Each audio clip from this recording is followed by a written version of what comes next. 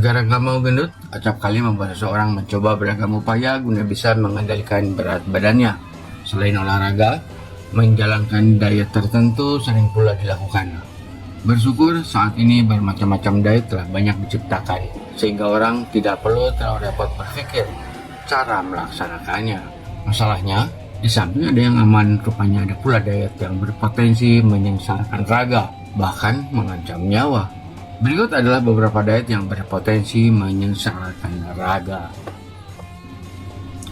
Fruitarian.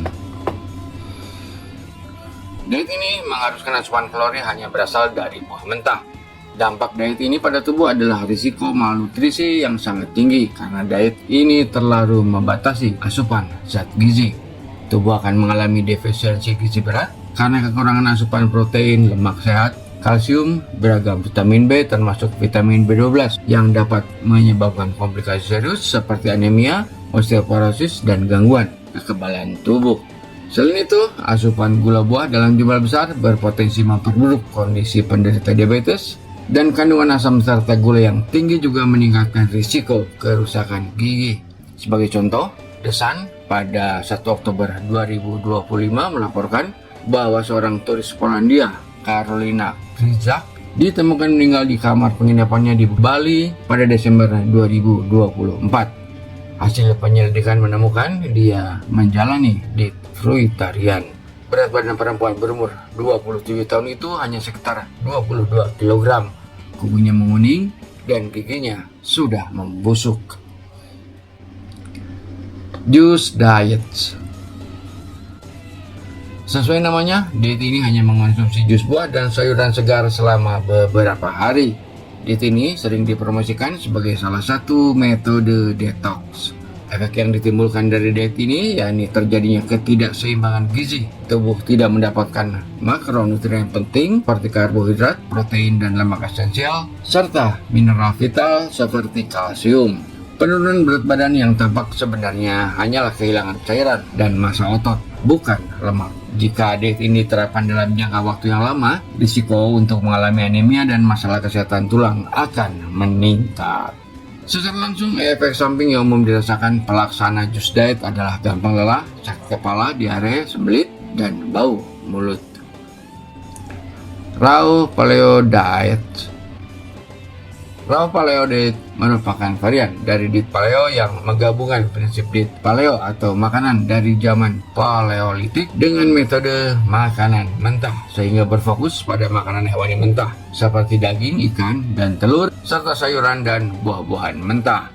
Diet ini menghindari makanan olahan modern dan produk dari pertanian seperti biji-bijian, kacang-kacangan olahan, dan susu, terutama susu mentah.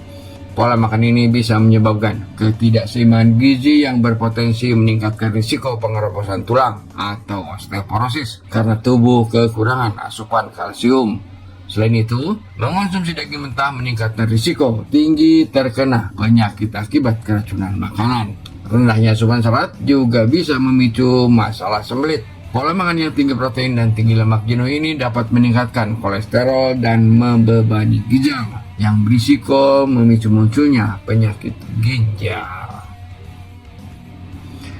Sugar Free Diet. Diet ini bertujuan menghilangkan semua asupan gula, baik yang ditambahkan maupun yang alami, bahkan kadang termasuk karbohidrat bertepung.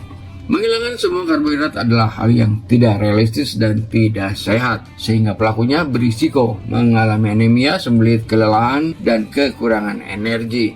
Jika produk susu dihindari tanpa ada pengganti, risiko osteoporosis dapat meningkat. Selain itu, dengan meniadakan buah, tubuh akan kehilangan manfaat kesehatan penting yang terbukti dapat melindungi jantung dan mencegah penyakit kanker. Single Food Diet. Diet yang sangat ketat ini hanya mengizinkan satu jenis atau satu kelompok makanan.